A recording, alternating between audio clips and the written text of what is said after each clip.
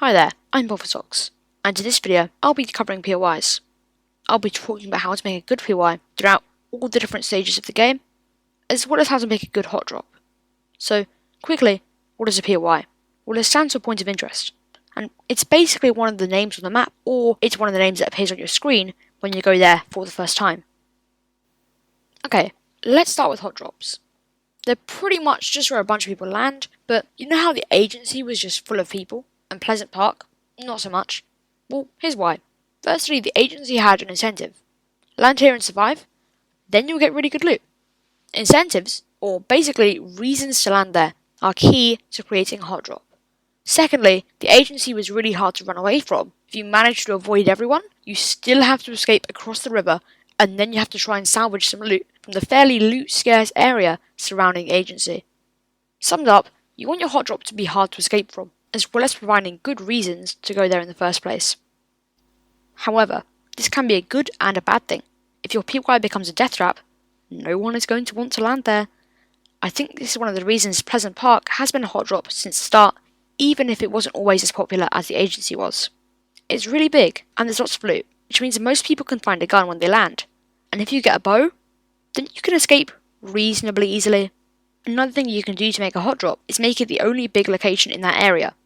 For example, Slurpy Swamps is the only substantial POI in the southwest corner. Right, so now that we've talked about hot drops, I'm going to talk a bit more about POIs in general, starting with the early game. Now, I think in the early game, there are three main factors that make a location good. These are loot quality, loot quantity, and position. If a drop spot has any one of these, it's probably a good place to land. I'm going to talk about these a bit more, starting with loot quality. So what this means is how good the loot is. There are a lot of ways to improve the loot quality, and one of these is special loot. For example, Aurelia's Island was recently added to the game, and on this island you can obtain a mythic scar. However, there is a lot of risk in landing here, because many people will want to get the scar, and the island hasn't got much loot. This is a really good example of risk and reward, which is very important, as it balances all of the POIs. Another way to improve the loot quality is by making the ground loot spawn better items. I did this in my mini BR, and I even had different colours to symbolise the different tiers, which is something I took from Apex Legends. Now I'm going to talk about the second factor, loot quantity. This means having lots of loot, but not necessarily good loot. The idea here is that by having a lot of loot, players can get a loadout in the first few seconds of the game. Having more loot also means more chance of better quality, but the two don't always go hand in hand. There are two ways you can add more loot. One is by making the POI bigger, the other is by adding more loot in the same amount of space. There are advantages and disadvantages to both of these. Having too much loot in one place can be overwhelming, as well as making it annoying to reload. And making the POI too big can make it way less action-packed, and can be. Although, if this is something you want, then it's totally fine, and there are ways to still have lots of action with a big location, which I'll discuss later. Finally, we'll be considering position, but what exactly do I mean by this? Well, what I'm talking about is two things. Number one, how well connected is the POI? This doesn't really mean where it is on the map, although POIs in the middle of the map tend to be hot drops. Rather, it means how easy is it to rotate out of that area. Some locations, like Steamy Stacks in Fortnite and Phase Runner in Apex, have special features that make rotations easier, but just having lots of roads and rivers is probably good enough for most locations. The second part of position is all about how advantageous the area is. For example, if a POI is on low ground and surrounded by high ground, then not only are rotations going to be hard, but the people who land there are also going to be in a bad position, and very vulnerable to teams rotating in at mid-game. You'll also want to think about choke points. These are narrow areas that teams have to pass through in order to reach a certain area. Fortnite doesn't really have chokes on its map, but we do have roads, and seeing as cars are the main mode of transport, these are kind of chokes. However, with the new car mod, this doesn't really apply so much. When you're building your maps, big or small, maybe take into consideration choke points as a way to make some POIs better than others.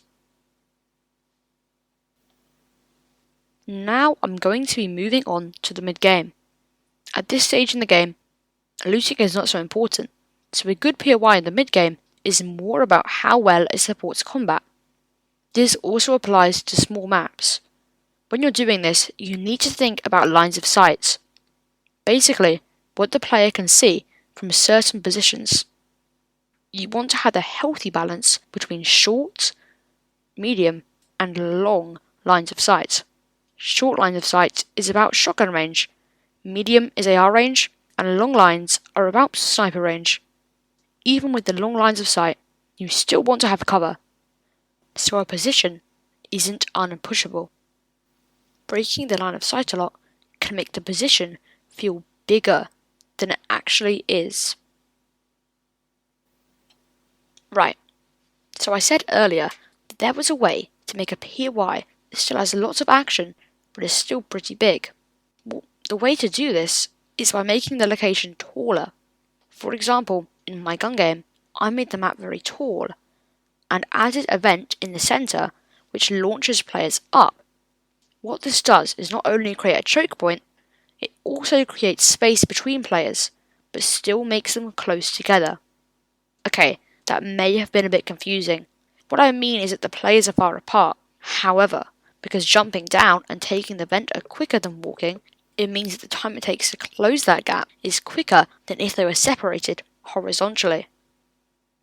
Okay, so now I'm going to be covering how to make your POI good in the late game. This applies to zone wars and that kind of thing as well as also just mini battle royales. So in the late game, a lot of things are very similar to the mid game. However, if the game is very campy, you will often end up with really small zones. And in this point, the most important thing is making sure all the positions in your POI are balanced. For example, one position shouldn't be on mega high ground when all the other positions are on low ground. One way you can balance positions out in the late game is by making better positions taken by the storm faster. Okay, I think that's a wrap.